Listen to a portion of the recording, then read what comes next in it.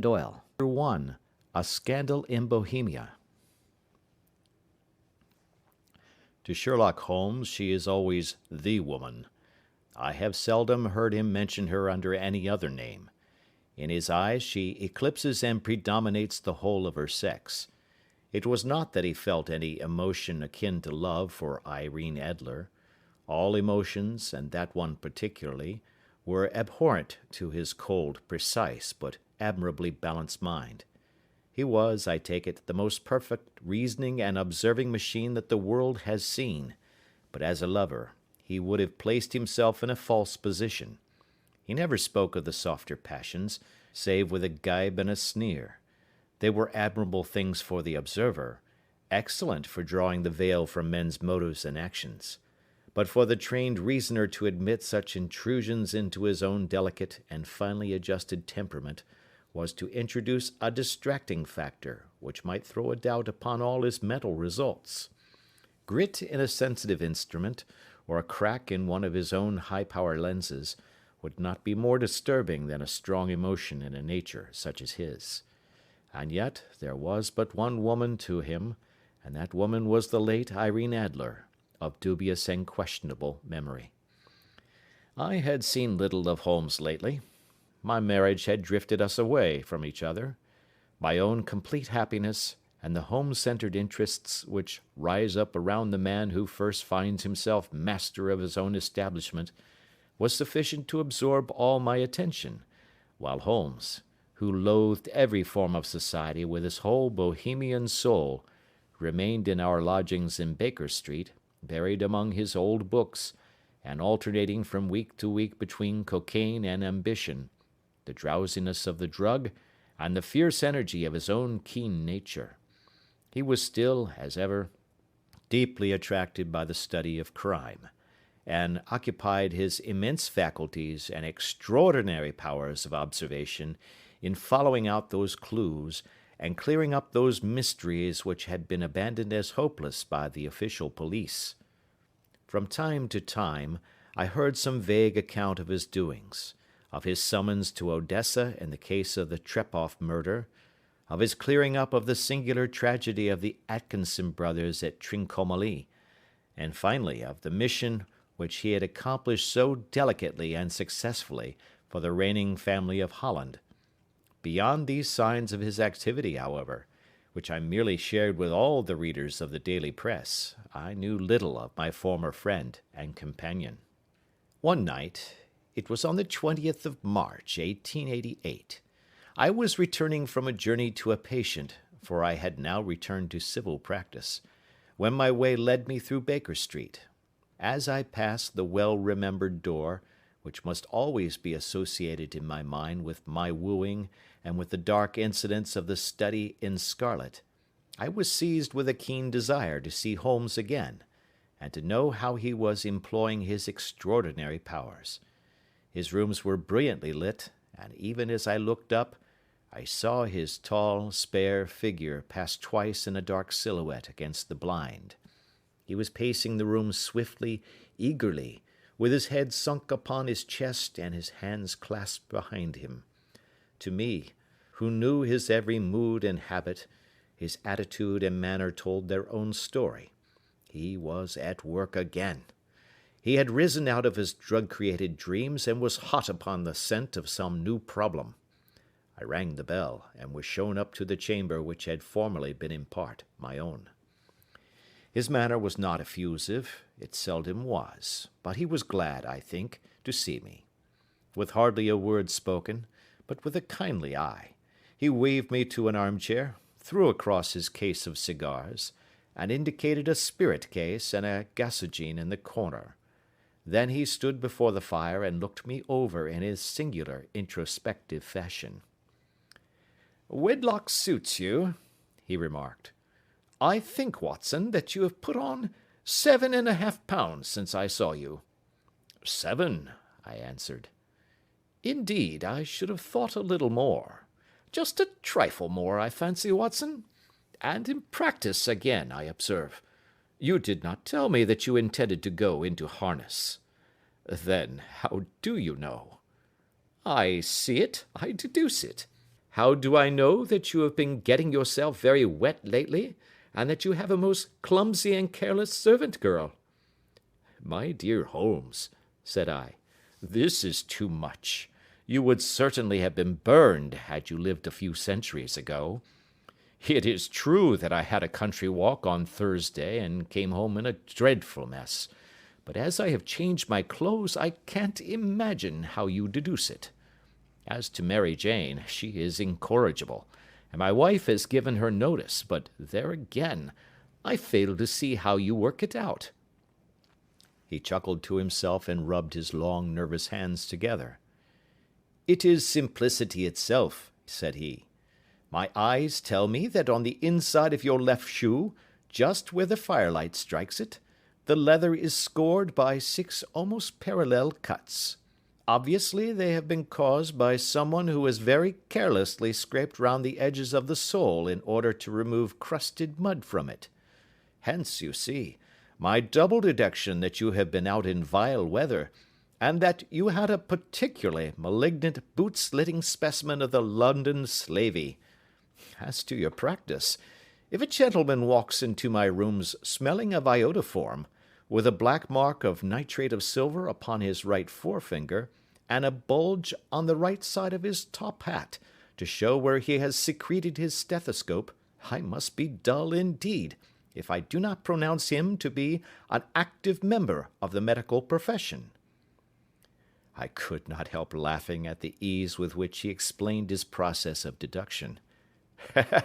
"When I hear you give your reasons," I remarked, "the thing always appears to me to be so ridiculously simple that I could easily do it myself, though at each successive instance of your reasoning I am baffled until you explain your process. And yet I believe that my eyes are as good as yours." "Quite so," he answered, lighting a cigarette, and throwing himself down into an armchair. "You see, but you do not observe. The distinction is clear. For example, you have frequently seen the steps which lead up from the hall to this room." "Frequently." "How often?" "Well, some hundreds of times." "Then how many are there?" "How many? I don't know." "Quite so. You have not observed, and yet you have seen. That is just my point. Now, I know that there are 17 steps, because I have both seen and observed. By the way, since you are interested in these little problems, and since you are good enough to chronicle one or two of my trifling experiences, you may be interested in this." He threw over a sheet of thick, pink-tinted notepaper which had been lying open upon the table. "It came by the last post," said he. "Read it aloud." The note was undated, and without either signature or address. "There will call upon you tonight at 7:45, it said, "a gentleman who desires to consult you upon a matter of the very deepest moment. Your recent services to one of the royal houses of Europe have shown that you are one who may safely be trusted with matters which are of an importance which can hardly be exaggerated. This account of you we have from all quarters received.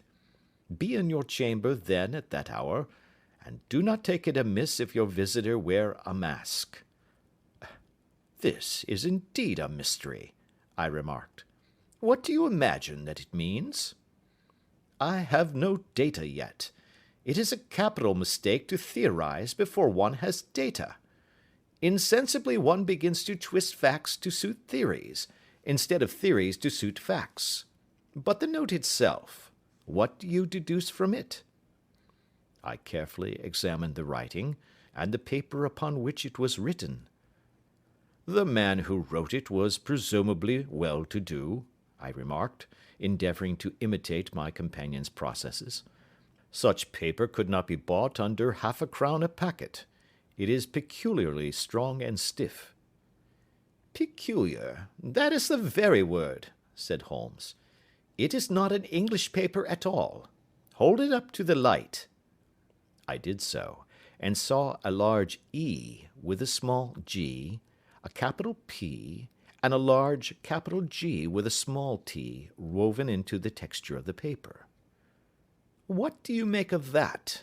asked Holmes. "The name of the maker, no doubt, or his monogram, rather." "Not at all. The G with a small t stands for Gesellschaft, which is German for company. It is a customary contraction like our CO for company. P, of course, stands for Papier. Now for the EG. Let us glance at our Continental Gazetteer." He took down a heavy brown volume from his shelves. Iglonitz, here we are, Egria. It is in a German-speaking country, in Bohemia, not far from Carlsbad. Remarkable as being the scene of the death of Wallenstein, and for its numerous glass factories and paper mills. Ha ha, my boy, what do you make of that? His eyes sparkled, and he sent up a great blue triumphant cloud from his cigarette. "The paper was made in Bohemia," I said. "Precisely, and the man who wrote the note is a German. Do you note the peculiar construction of the sentence? 'This account of you we have from all quarters received'? A Frenchman or Russian could not have written that. It is the German who is so uncourteous to his verbs. It only remains, therefore, to discover what is wanted by this German who writes upon Bohemian paper and prefers wearing a mask to showing his face. And here he comes, if I am not mistaken, to resolve all our doubts." As he spoke, there was a sharp sound of horses' hoofs and grating wheels against the curb, followed by a sharp pull at the bell. Holmes whistled. "A pair, by the sound," said he. "Yes," he continued, glancing out of the window. "A nice little brougham and a pair of beauties. 150 guineas apiece. There's money in this case, Watson, if there is nothing else." "I think that I had better go, Holmes." "Not a bit, Doctor. Stay where you are. I am lost without my Boswell, and this promises to be interesting. It would be a pity to miss it." "But your client—" "Never mind him. I may want your help, and so may he. Here he comes. Sit down in that armchair, Doctor, and give us your best attention." A slow and heavy step, which had been heard upon the stairs and in the passage, paused immediately outside the door. Then there was a loud and authoritative tap. "Come in," said Holmes. A man entered who could hardly have been less than 6 feet 6 inches in height, with a chest and limbs of a Hercules. His dress was rich, with a richness which would, in England, be looked upon as akin to bad taste. Heavy bands of astrakhan were slashed across the sleeves and fronts of his double-breasted coat, while the deep blue cloak which was thrown over his shoulders was lined with flame-colored silk, and secured at the neck with a brooch, which consisted of a single flaming beryl. Boots, which extended halfway up his calves, and which were trimmed at the tops with rich brown fur, completed the impression of barbaric opulence which was suggested by his whole appearance. He carried a broad-brimmed hat in his hand, while he wore across the upper part of his face, extending down past the cheekbones, a black vizard mask, which he had apparently adjusted that very moment, for his hand was still raised to it as he entered. From the lower part of the face he appeared to be a man of strong character, with a thick, hanging lip, and a long, straight chin suggestive of resolution pushed to the length of obstinacy. "You had my note?" he asked, with a deep, harsh voice and a strongly marked German accent. "I told you that I would call." He looked from one to the other of us, as if uncertain which to address. "Pray take a seat," said Holmes. "This is my friend and colleague, Dr. Watson, who is occasionally good enough to help me in my cases. Whom have I the honor to address?" "You may address me as the Count von Kramm, a Bohemian nobleman. I understand that this gentleman, your friend, is a man of honor and discretion, whom I may trust with a matter of the most extreme importance. If not, I should much prefer to communicate with you alone." I rose to go, but Holmes caught me by the wrist and pushed me back into my chair. "It is both or none," said he. "You may say before this gentleman anything which you may say to me." The Count shrugged his broad shoulders. "Then I must begin," said he, "by binding you both to absolute secrecy for 2 years. At the end of that time, the matter will be of no importance. At present it is not too much to say that it is of such weight it may have an influence upon European history." "I promise," said Holmes. "And I." "You will excuse this mask," continued our strange visitor. "The august person who employs me wishes his agent to be unknown to you, and I may confess at once that the title by which I have just called myself is not exactly my own." "I was aware of it," said Holmes dryly. "The circumstances are of great delicacy, and every precaution has to be taken to quench what might grow to be an immense scandal and seriously compromise one of the reigning families of Europe. To speak plainly, the matter implicates the great house of Ormstein, hereditary kings of Bohemia." "I was also aware of that," murmured Holmes, settling himself down in his armchair and closing his eyes. Our visitor glanced with some apparent surprise at the languid, lounging figure of the man who had been no doubt depicted to him as the most incisive reasoner and most energetic agent in Europe. Holmes slowly reopened his eyes and looked impatiently at his gigantic client. "If your Majesty would condescend to state your case," he remarked, "I should be better able to advise you." The man sprang from his chair and paced up and down the room in uncontrollable agitation. Then, with a gesture of desperation, he tore the mask from his face and hurled it upon the ground. "You are right," he cried. "I am the king. Why should I attempt to conceal it?" "Why, indeed?" murmured Holmes. "Your Majesty had not spoken before I was aware that I was addressing Wilhelm Gottschalk Sigmunds von Ormstein, Grand Duke of Cassel-Felstein, and hereditary King of Bohemia." "But you can understand," said our strange visitor, sitting down once more and passing his hand over his high white forehead, "you can understand that I am not accustomed to doing such business in my own person. Yet the matter was so delicate that I could not confide it to an agent without putting myself in his power. I have come incognito from Prague for the purpose of consulting you." "Then pray consult," said Holmes, shutting his eyes once more. "The facts are briefly these. Some 5 years ago, during a lengthy visit to Warsaw, I made the acquaintance of the well-known adventuress Irene Adler. The name is no doubt familiar to you." "Kindly look her up in my index, Doctor," murmured Holmes without opening his eyes. For many years he had adopted a system of docketing all paragraphs concerning men and things, so that it was difficult to name a subject or a person on which he could not at once furnish information. In this case I found her biography sandwiched in between that of a Hebrew rabbi and that of a staff commander who had written a monograph upon the deep-sea fishes. "Let me see," said Holmes. Born in New Jersey in the year 1858. Contralto. La Scala. Prima donna Imperial Opera of Warsaw. Yes. Retired from operatic stage. Ha! Living in London. Quite so. Your Majesty, as I understand, became entangled with this young person, wrote her some compromising letters, and is now desirous of getting those letters back." "Precisely so. But how?" "Was there a secret marriage?" "None." "No legal papers or certificates?" "None." "Then I failed to follow your Majesty.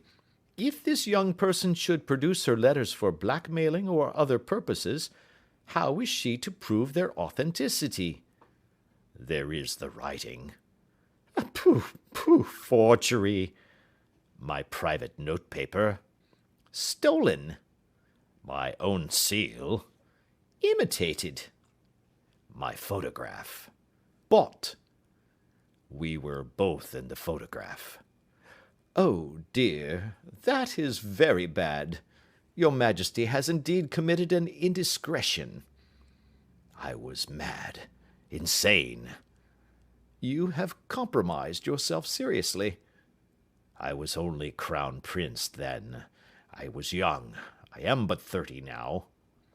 It must be recovered. We have tried and failed. Your Majesty must pay. It must be bought. She will not sell. Stolen, then. 5 attempts have been made. Twice burglars in my pay ransacked her house. Once we diverted her luggage when she traveled. Twice she has been waylaid. There has been no result. No sign of it? Absolutely none. Holmes laughed. It is quite a pretty little problem, said he. But a very serious one to me, returned the king reproachfully. Very, indeed. And what does she propose to do with the photograph? To ruin me. But how? I am about to be married. So I have heard. To Clotilde Lothman von Saxe-Meiningen, second daughter of the King of Scandinavia.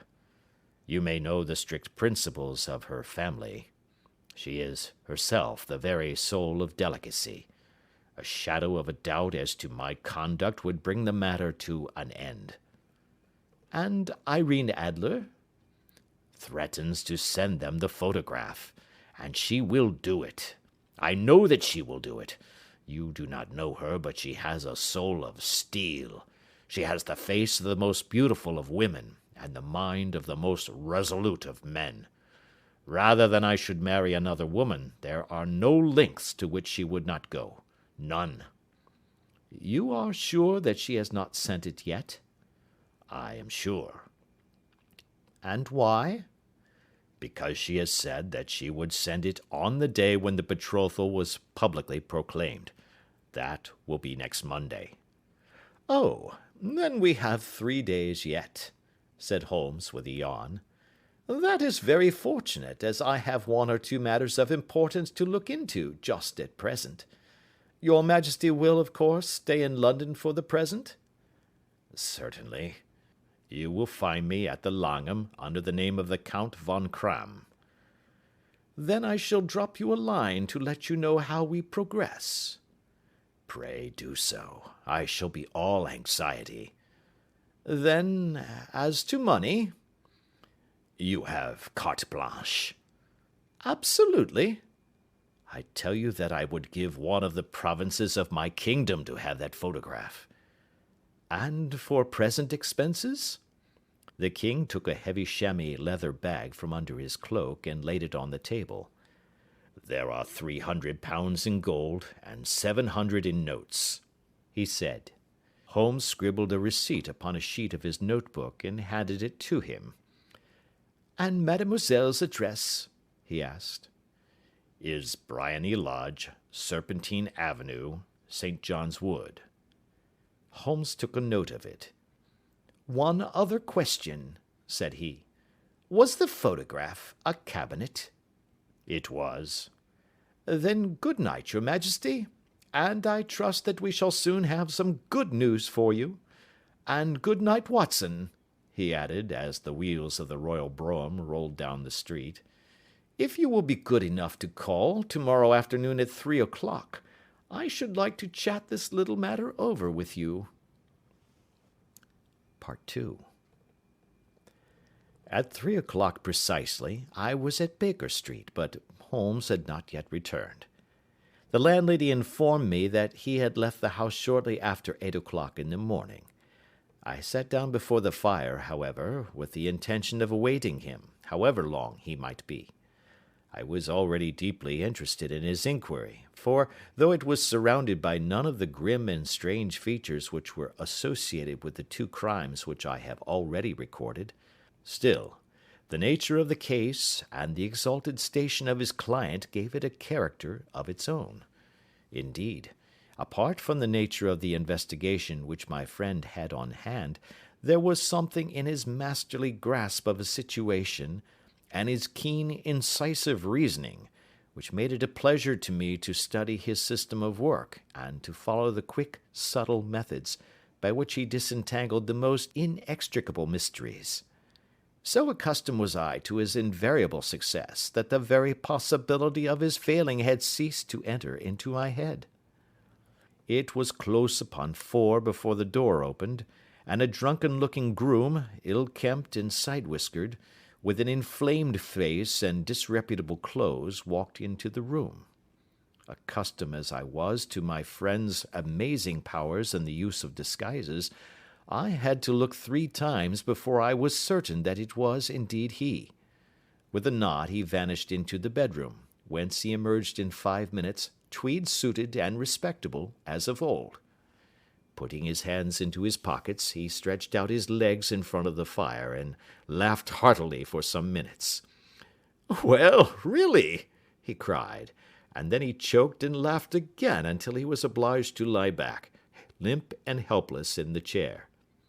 "What is it?" "It's quite too funny. I am sure you could never guess how I employed my morning, or what I ended by doing." "I can't imagine.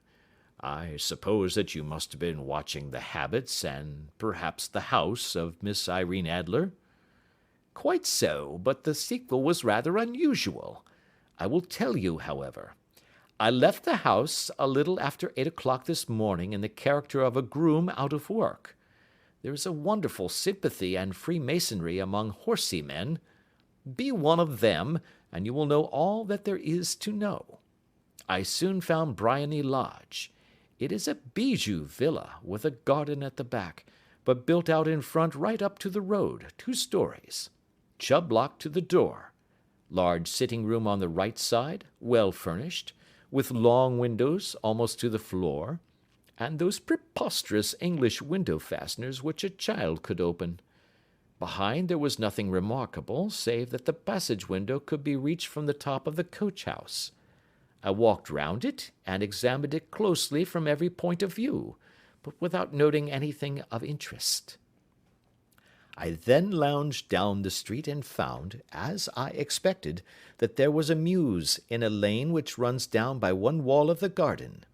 I lent the ostlers a hand in rubbing down their horses, and received in exchange 2d, a glass of half and half, 2 fills of shag tobacco, and as much information as I could desire about Miss Adler, to say nothing of 6 other people in the neighbourhood, in whom I was not in the least interested, but whose biographies I was compelled to listen to. "And what of Irene Adler?" I asked. "Oh, she has turned all the men's head down in that part. She is the daintiest thing under a bonnet on this planet. So say the Serpentine Mews to a man. She lives quietly, sings at concerts, drives out at 5 every day, and returns at 7 sharp for dinner. Seldom goes out at other times except when she sings. Has only 1 male visitor, but a good deal of him. He is dark, handsome, and dashing, never calls less than once a day, and often twice. He is a Mr. Godfrey Norton, of the Inner Temple. See the advantages of a cabman as a confidant. They had driven him home 12 times from Serpentine Mews, and knew all about him. When I had listened to all they had to tell, I began to walk up and down near Briony Lodge once more, and to think over my plan of campaign. This Godfrey Norton was evidently an important factor in the matter. He was a lawyer. That sounded ominous. What was the relation between them, and what the object of his repeated visits? Was she his client, his friend, or his mistress? If the former, she had probably transferred the photograph to his keeping. If the latter, it was less likely. On the issue of this question depended whether I should continue my work at Briony Lodge, or turn my attention to the gentlemen's chambers in the Temple. It was a delicate point, and it widened the field of my inquiry. I fear that I bore you with these details, but I have to let you see my little difficulties if you are to understand the situation. I am following you closely, I answered. I was still balancing the matter in my mind when a hansom cab drove up to Briony Lodge, and a gentleman sprang out. He was a remarkably handsome man, dark, aquiline, and moustached, evidently the man of whom I had heard. He appeared to be in a great hurry, shouted to the cabman to wait, and brushed past the maid who opened the door with the air of a man who was thoroughly at home. He was in the house about half an hour, and I could catch glimpses of him in the windows of the sitting-room, pacing up and down, talking excitedly, and waving his arms. Of her I could see nothing. Presently he emerged, looking even more flurried than before. As he stepped up to the cab, he pulled a gold watch from his pocket and looked at it earnestly. "Drive like the devil!" he shouted. "First to Gross and Hankey's in Regent Street, and then to the Church of St. Monica in the Edgware Road. Half a guinea if you do it in 20 minutes. Away they went, and I was just wondering whether I should not do well to follow them, when up the lane comes a neat little landau, the coachman with his coat only half buttoned, and his tie under his ear, while all the tags of his harness were sticking out of the buckles. It hadn't pulled up before she shot out of the hall door and into it. I only caught a glimpse of her at the moment, but she was a lovely woman, with a face that a man might die for. "The Church of St. Monica, John," she cried, "and half a sovereign if you reach it in 20 minutes. This was quite too good to lose, Watson. I was just balancing whether I should run for it, or whether I should perch behind her landau, when a cab came through the street. The driver looked twice at such a shabby fare, but I jumped in before he could object. "The Church of St. Monica," said I, "and half a sovereign if you reach it in 20 minutes. It was 25 minutes to 12, and of course it was clear enough what was in the wind. My cabby drove fast. I don't think I ever drove faster, but the others were there before us. The cab and the landau with their steaming horses were in front of the door when I arrived. I paid the man and hurried into the church. There was not a soul there save the two whom I had followed, and a surpliced clergyman, who seemed to be expostulating with them. They were all three standing in a knot in front of the altar. I lounged up the side aisle like any other idler who has dropped into a church. Suddenly, to my surprise, the three at the altar faced round to me, and Godfrey Norton came running as hard as he could towards me. "Thank God!" he cried. "You'll do. Come, come." "What then?" I asked. "Come, man, come. Only 3 minutes, or it won't be legal." I was half dragged up to the altar, and before I knew where I was, I found myself mumbling responses which were whispered in my ear, and vouching for things of which I knew nothing, and generally assisting in the secure tying up of Irene Adler, spinster, to Godfrey Norton, bachelor. It was all done in an instant, and there was the gentleman thanking me on the one side, and the lady on the other, while the clergyman beamed on me in front. It was the most preposterous position in which I ever found myself in my life, and it was the thought of it that started me laughing just now.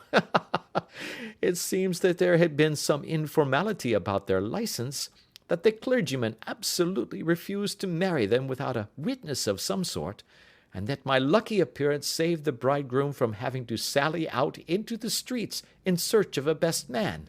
The bride gave me a sovereign, and I mean to wear it on my watch chain in memory of the occasion." "This is a very unexpected turn of affairs," said I. "And what then?" "Well, I found my plans very seriously menaced. It looked as if the pair might take an immediate departure, and so necessitate very prompt and energetic measures on my part. At the church door, however, they separated, he driving back to the Temple, and she to her own house. "I shall drive out in the park at 5 as usual," she said as she left him. I heard no more. They drove away in different directions, and I went off to make my own arrangements. Which are? Some cold beef and a glass of beer, he answered, ringing the bell. I have been too busy to think of food, and I am likely to be busier still this evening. By the way, Doctor, I shall want your cooperation. I shall be delighted. You don't mind breaking the law? Not in the least. Nor running a chance of arrest? Not in a good cause. Oh, the cause is excellent. Then I am your man. I was sure that I might rely on you. But what is it you wish? When Mrs. Turner has brought in the tray, I will make it clear to you. Now, he said, as he turned hungrily on the simple fare that our landlady had provided, I must not discuss it while I eat, for I have not much time. It is nearly 5 now. In 2 hours we must be on the scene of action. Miss Irene, or Madame rather, returns from her drive at 7. We must be at Briony Lodge to meet her. And what then? You must leave that to me. I have already arranged what is to occur. There is only one point on which I must insist. You must not interfere, come what may. You understand? I am to be neutral? To do nothing whatever. There will probably be some small unpleasantness. Do not join in it. It will end in my being conveyed into the house. 4 or 5 minutes afterwards the sitting-room window will open. You are to station yourself close to that open window. Yes. You are to watch me, for I will be visible to you. Yes.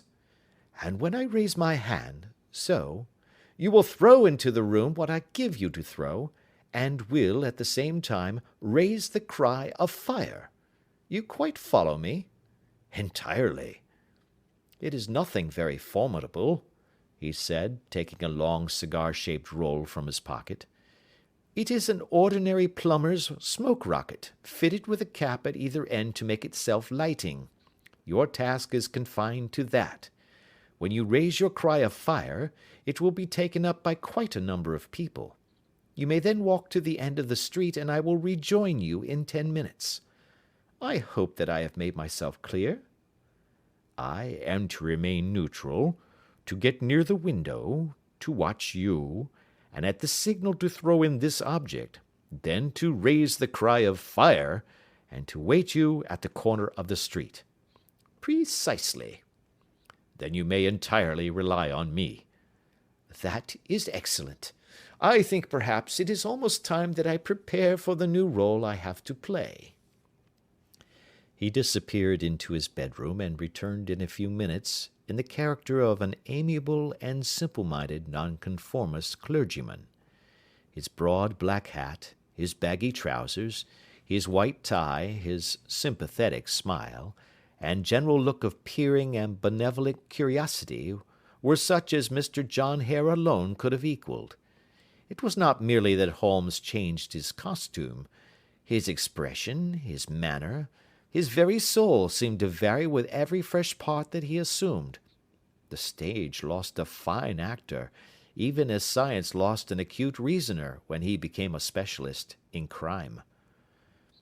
It was 6:15 when we left Baker Street, and it still wanted 10 minutes to the hour when we found ourselves in Serpentine Avenue. It was already dusk, and the lamps were just being lighted as we paced up and down in front of Briony Lodge, waiting for the coming of its occupant.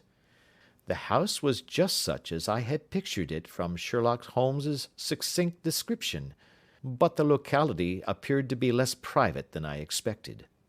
On the contrary, for a small street in a quiet neighborhood, it was remarkably animated. There was a group of shabbily dressed men smoking and laughing in a corner, a scissors grinder with his wheel, 2 guardsmen who were flirting with a nurse girl, and several well-dressed young men who were lounging up and down with cigars in their mouths. "You see," remarked Holmes, as we paced to and fro in front of the house, "this marriage rather simplifies matters. The photograph becomes a double-edged weapon now. The chances are that she would be as averse to its being seen by Mr. Godfrey Norton as our client is to its coming to the eyes of his princess. Now the question is, where are we to find the photograph? Where indeed? It is most unlikely that she carries it about with her. It is cabinet size, too large for easy concealment about a woman's dress. She knows that the king is capable of having her waylaid and searched. 2 attempts of the sort have already been made. We may take it, then, that she does not carry it about with her. Where, then? Her banker or her lawyer? There is that double possibility. But I am inclined to think neither. Women are naturally secretive, and they like to do their own secreting. Why should she hand it over to anyone else? She could trust her own guardianship, but she could not tell what indirect or political influence might be brought to bear upon a business man. Besides, remember that she had resolved to use it within a few days. It must be where she can lay her hands upon it. It must be in her own house. But it has twice been burgled. Pshaw! They did not know how to look. But how will you look? I will not look. What then? I will get her to show me. But she will refuse. She will not be able to. But I hear the rumble of wheels. It is her carriage. Now, carry out my orders to the letter. As he spoke, the gleam of the sidelights of a carriage came round the curve of the avenue.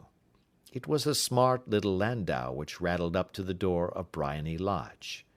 As it pulled up, one of the loafing men at the corner dashed forward to open the door in the hope of earning a copper, but was elbowed away by another loafer, who had rushed up with the same intention. A fierce quarrel broke out, which was increased by the 2 guardsmen, who took sides with one of the loungers, and by the scissors grinder, who was equally hot upon the other side. A blow was struck, and in an instant the lady, who had stepped from her carriage, was the centre of a little knot of flushed and struggling men, who struck savagely at each other with their fists and sticks. Holmes dashed into the crowd to protect the lady, but, just as he reached her, he gave a cry and dropped to the ground, with the blood running freely down his face. At his fall the guardsmen took to their heels in one direction, and the loungers in the other, while a number of better-dressed people, who had watched the scuffle without taking part in it, crowded in to help the lady and to attend to the injured man. Irene Adler, as I will still call her, had hurried up the steps, but she stood at the top with her superb figure outlined against the lights of the hall, looking back into the street. "Is the poor gentleman much hurt?" she asked. "He is dead," cried several voices. "No, no, there's life in him," shouted another, "but he'll be gone before you can get him to hospital." "He's a brave fellow," said a woman. "They would have had the lady's purse and watch if it hadn't been for him. They were a gang, and a rough one too. Ah, he's breathing now." "He can't lie in the street. May we bring him in, marm?" "Surely. Bring him into the sitting-room. There is a comfortable sofa. This way, please." Slowly and solemnly he was borne into Briony Lodge and laid out in the principal room, while I still observed the proceedings from my post by the window.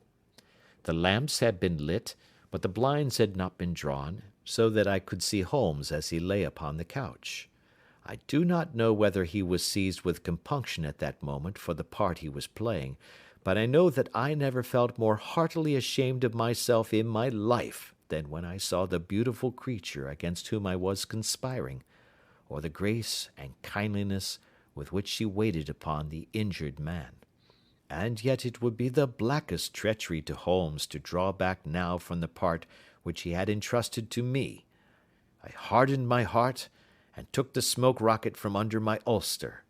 After all, I thought, we are not injuring her, we are but preventing her from injuring another.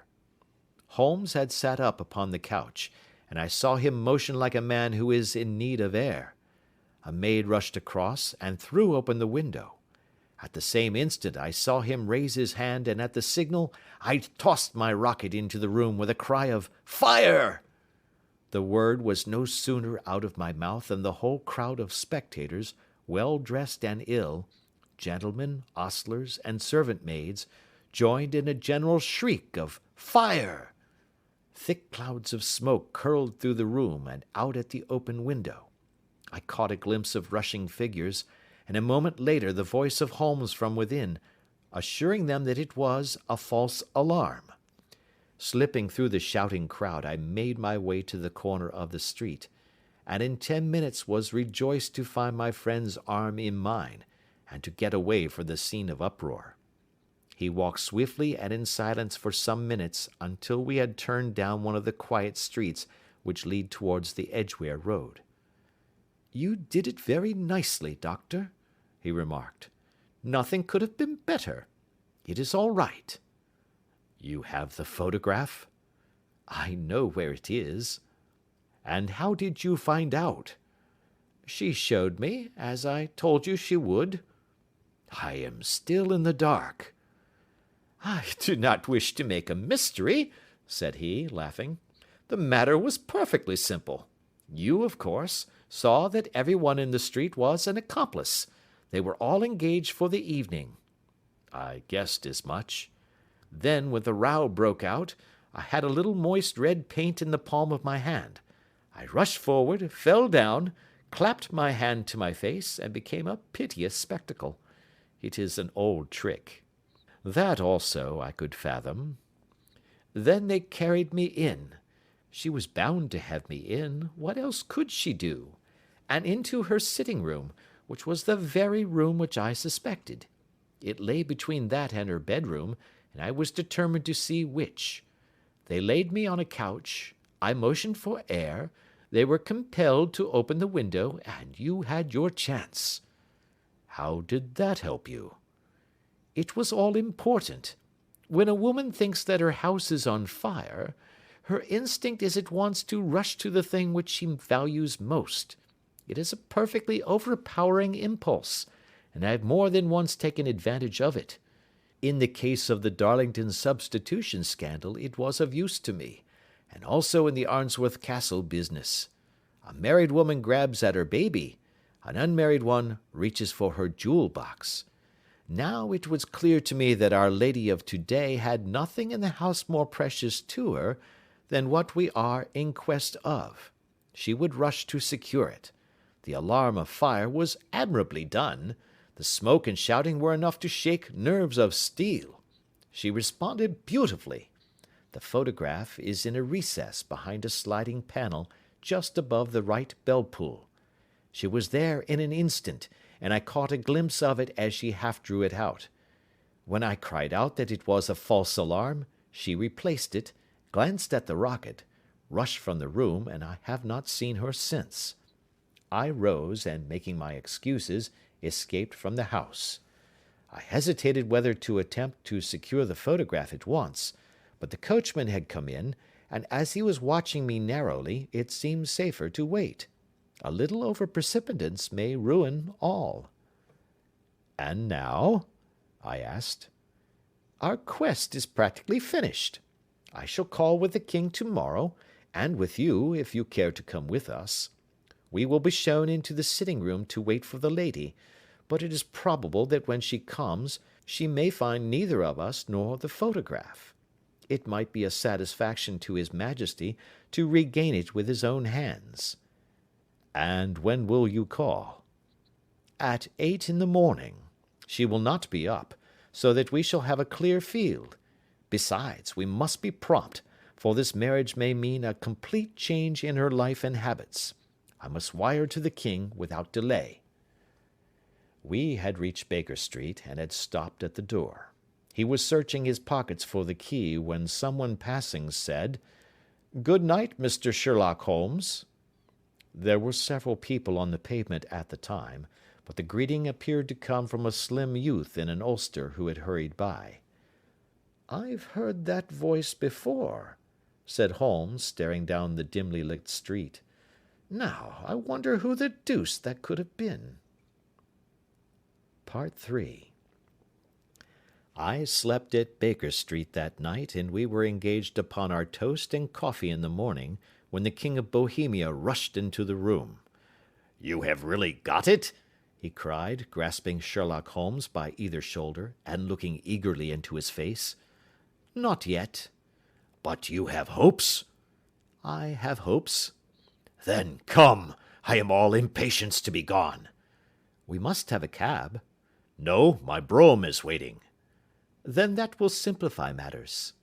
We descended and started off once more for Briony Lodge. "Irene Adler is married," remarked Holmes. "Married? When?" "Yesterday." "But to whom?" "To an English lawyer named Norton." "But she could not love him." "I am in hopes that she does." "And why in hopes?" "Because it would spare your majesty all fear of future annoyance. If the lady loves her husband, she does not love your majesty. If she does not love your majesty, there is no reason why she should interfere with your majesty's plan." "It is true, and yet, well, I wish she had been of my own station. What a queen she would have made!" He relapsed into a moody silence, which was not broken until we drew up in Serpentine Avenue. The door of Briony Lodge was open, and an elderly woman stood upon the steps. She watched us with a sardonic eye as we stepped from the brougham. "Mr. Sherlock Holmes, I believe?" said she. "I am Mr. Holmes," answered my companion, looking at her with a questioning and rather startled gaze. "Indeed! My mistress told me that you were likely to call. She left this morning with her husband by the 5:15 train from Charing Cross for the Continent." "What!" Sherlock Holmes staggered back, white with chagrin and surprise. "Do you mean that she has left England?" "Never to return." "And the papers?" asked the king hoarsely. "All is lost." "We shall see." He pushed past the servant and rushed into the drawing-room, followed by the king and myself. The furniture was scattered about in every direction, with dismantled shelves and open drawers, as if the lady had hurriedly ransacked them before her flight. Holmes rushed at the bell-pull, tore back a small sliding shutter, and plunging in his hand, pulled out a photograph and a letter. The photograph was of Irene Adler herself in evening dress. The letter was superscribed to Sherlock Holmes, Esquire, to be left till called for. My friend tore it open, and we all three read it together. It was dated at midnight of the preceding night, and ran in this way: "My dear Mr. Sherlock Holmes, you really did it very well. You took me in completely. Until after the alarm of fire I had not a suspicion, but then when I found how I had betrayed myself, I began to think. I had been warned against you months ago. I had been told that, if the king employed an agent, it would certainly be you. And your address had been given me. Yet, with all this, you made me reveal what you wanted to know. Even after I became suspicious, I found it hard to think evil of such a dear, kind old clergyman. But, you know, I have been trained as an actress myself. Male costume is nothing new to me. I often take advantage of the freedom which it gives. I sent John, the coachman, to watch you, ran upstairs, got into my walking clothes, as I call them, and came down just as you departed. Well, I followed you to your door, and so made sure that I was really an object of interest to this celebrated Mr. Sherlock Holmes. Then I, rather imprudently, wished you good night, and started for the Temple to see my husband. We both thought the best resource was flight, when pursued by so formidable an antagonist. So you will find the nest empty when you call tomorrow. As to the photograph, your client may rest in peace. I love and am loved by a better man than he. The king may do what he will without hindrance from one whom he has cruelly wronged. I keep it only to safeguard myself, and to preserve a weapon which will always secure me from any steps which he might take in the future. I leave a photograph which he might care to possess, and I remain, dear Mr. Sherlock Holmes, very truly yours, Irene Norton, née Adler. "What a woman! Oh, what a woman!" cried the King of Bohemia, when we had all three read this epistle. "Did I not tell you how quick and resolute she was? Would she not have made an admirable queen? Is it not a pity that she was not on my level?" "From what I have seen of the lady, she seems indeed to be on a very different level to your Majesty," said Holmes coldly.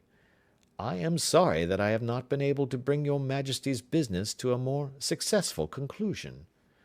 "On the contrary, my dear sir," cried the king, "nothing could be more successful. I know that her word is inviolate. The photograph is now as safe as if it were in the fire." "I am glad to hear your Majesty say so." "I am immensely indebted to you. Pray tell me in what way I can reward you. This ring—" He slipped an emerald snake ring from his finger and held it out upon the palm of his hand. "Your Majesty has something which I should value even more highly," said Holmes. "You have but to name it." "This photograph." The king stared in amazement. "Irene's photograph!" he cried. "Certainly, if you wish it." "I thank your Majesty. Then there is no more to be done in the matter. I have the honour to wish you a very good morning." He bowed, and turning away without observing the hand which the king had stretched out to him, he set off in my company for his chambers. And that was how a great scandal threatened to affect the kingdom of Bohemia, and how the best plans of Mr. Sherlock Holmes were beaten by a woman's wit. He used to make merry over the cleverness of woman, but I have not heard him do it of late. And when he speaks of Irene Adler, or when he refers to her photograph, it is always under the honourable title of the woman.